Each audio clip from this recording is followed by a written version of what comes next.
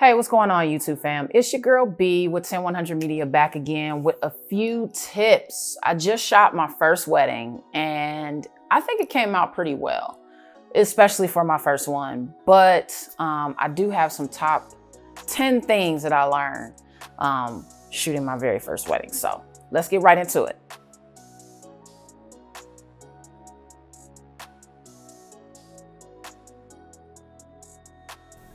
First of all, just remember, nothing will be perfect. When you're shooting a wedding, it's a little bit different than shooting a controlled setting. Actually, a lot of bit different. You don't really get a retake. You can't say, hey, pastor, can you say that again? Or, hey, can you guys kiss again? Or, hey, can you guys do that again? It's not like you can go ahead and do that. So just realize that things will not be perfect. There will be some things that you miss, but later on, I'll share that you shouldn't miss the big moments. All right, so number 2, something that I just wouldn't do again is buy new gear without using it first. So if you're gonna buy new gear or rent it out a couple days before so you got a little time to play with it. I actually bought the Ronin S without playing with it or anything the day before the wedding. I messed with it a little bit the night before, but for the most part, it really just didn't work out for me. Just because I didn't have time to put it on the settings and play with it the way that I wanted to have a little bit more smoother motion. So for me, I kind of felt like, it was a little bit uncomfortable. I mean, it still came out good, but it was a little bit uncomfortable having new gear that I haven't really got acclimated with beforehand. So if I can give advice to anybody, don't buy gear beforehand that you haven't messed with before your shoot. Just don't do it. Not a good look. All right, so number 3, make sure that you have a pretty good working relationship with the vendor or the wedding planner, because this person pretty much saved your life. I think for my first wedding, this was actually great because the person that helped was full of help. She was 110% in it for you, making sure that things can go very well for you because she wanted you to be successful. So I would also plan ahead, try to talk to the planner or the vendor, the wedding coordinator, whoever that is. Go ahead and talk to them before and just have an idea of, hey, this is what I'm trying to do. This is probably what I'm going to need help with. I'm having a little trouble with this. Can you help me? I think that was part of the great success that I had in the wedding. So if I was anybody, I would try to talk to that vendor or wedding coordinator, whatever title that they have, whoever's in charge, talk to them and try to make sure that you communicate your needs beforehand so all of those things can be handled. All right, so number 4. I would say one of the things that I learned is that you probably need to try to have a good working relationship with the photographer as well. The photographer that I work with was really, really good. He kind of just worked around whatever I did, and I tried my best to do, vice versa. So we communicated about some shots and certain shots that he needed, certain shots that I needed. And I think that developed a great working relationship so both of us can get what we need and feel comfortable with getting what we need and not feeling like we're really stepping on each other's toes. Some of the horror stories that I've heard is some people are like, man, the photographer or the videographer just goes after what they need and, don't really have any care in the world for what you need in your shots. But fortunately for me, it wasn't the case at my wedding. I thought the photographer was awesome. I thought we communicated well as we could, with the first time with us meeting each other. So I thought we both were successful in the shots that we needed. So I was happy with it. All right, so number 5, don't miss the big moments, but kind of go with the flow. And this is what I was talking about with everything not being perfect.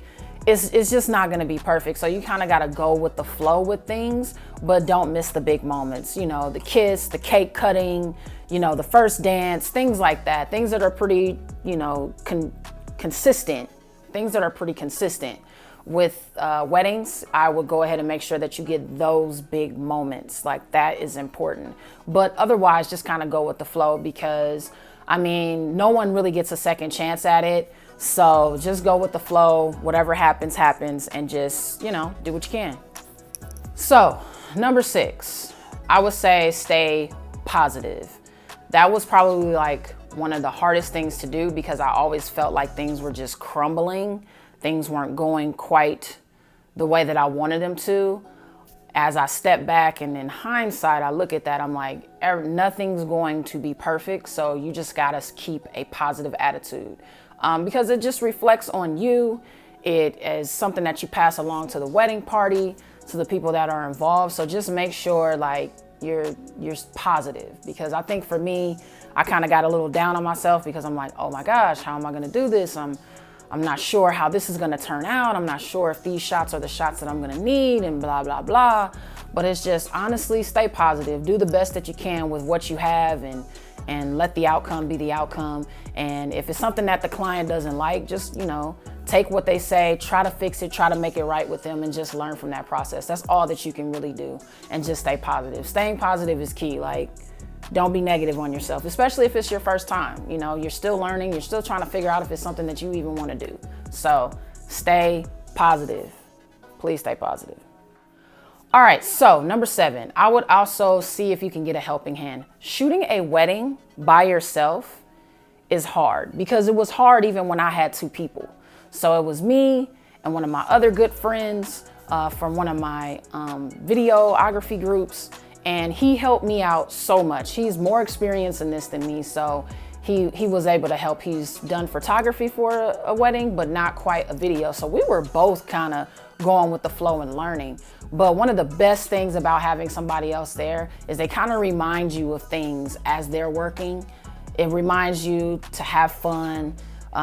They remind you to stay positive. And I think that's something that he did, is just kind of put his positive energy out there and was like, hey, we're just gonna work it out and do it. We tried to come up with quick game plans like, hey, we're gonna cover this area and that area. And I think it just worked out great. So if you can get an extra hand, because it was hard filming it with just 2 people. So I can just imagine what it's like doing it by myself. So yeah, it's a lot, but the end result came out pretty good to me. All right, number 8. So get ready to work, okay? I was in Tyler, Texas. It was very humid. It was very hot, but get ready to work. Shooting weddings is a lot of work. There's a lot of running around. There's a lot of hustle and bustle. There's a lot of quick thinking on your feet. And I would just highly recommend that you just be ready to put in the work, because it's hard. It's not easy. Make sure you stretch, do whatever it is that you need to do, meditate, do whatever it is you need to do, because you are about to put in work that day, especially if you're staying for the whole thing, the 8 hours, however long it's gonna be. These weddings can get long. So make sure that you are mentally, physically, and spiritually ready to work, because it's happening. It is happening, I promise. All right, so number 9, make sure that you are confident in yourself and very forgiving of yourself. If a shot didn't turn out good, don't use it, right, in the final edit. But the thing is like, you have to be confident in your ability that you can do it. And you also have to be positive in it and just forgiving of yourself the whole time. I had to forgive myself so many times. Like, you know what? It's your first time. It's not going to be perfect, and that's okay. I think as we get more mature into this profession, we start wanting to be more perfect, and we just have to understand like things just won't be perfect all the time. So just understand that, be forgiving of yourself in that, learn from the mistakes that you made, and just push forward. And number 10, my final one, I would say, while you're catching the moments, have fun. I think the best fun that I had was when they put on Cameo Candy, and it was a Black wedding, and every Black wedding got the electric slide in it. So I had so much fun listening to that and just kind of going and grooving with the music, catching the crowd, enjoying myself. In that moment when I was enjoying myself, that's when it became fun. That's when I became more confident, and that's when I literally enjoyed myself. So it took me a little while in the wedding to get to that point, but I was happy that I reached that point, because it was just really about having fun, watching people doing their thing, people enjoying the time, people celebrating someone's love. I think that is just so dope. I thought it was so dope. So if I can give any advice to anybody while you're catching the moments, just have fun with it. Groove to the music, enjoy yourself, talk to people, put yourself out there, and just give positive vibes during the wedding, and just realize that you are there doing something that you love to do, and doing it in celebration too. So I was just happy to see that. So yeah, those are my top 10 things that I learned shooting my first wedding. Are weddings for me? Is that something that I want to do? I think I need to shoot a few more before I can really decide that. I've always been someone that will try something once that's not too crazy. And I don't know. I've always been someone that will try things once, but I think for me, I probably need to do it maybe like 2 or 3 more times before I really decide like, nah, this is too much. And I really want to shoot one by myself to get an idea of exactly how hard and how tough that is, seeing that if I do get into weddings, and I'm probably going to be shooting these things by myself. So yeah, those are my top 10 things. Why don't you guys go in the comments, put down your top things that you've learned. Let's learn from each other and see if we can prevent somebody else from having a mental breakdown before a wedding, right? Anyways, once again, it's your girl B with 10100 Media. Thank you so much for listening, and thank you so much for watching. If you like what you saw here today, go ahead and like the video.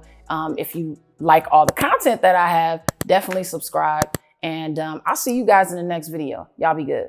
Peace. Don't let it go. Chasing a dream.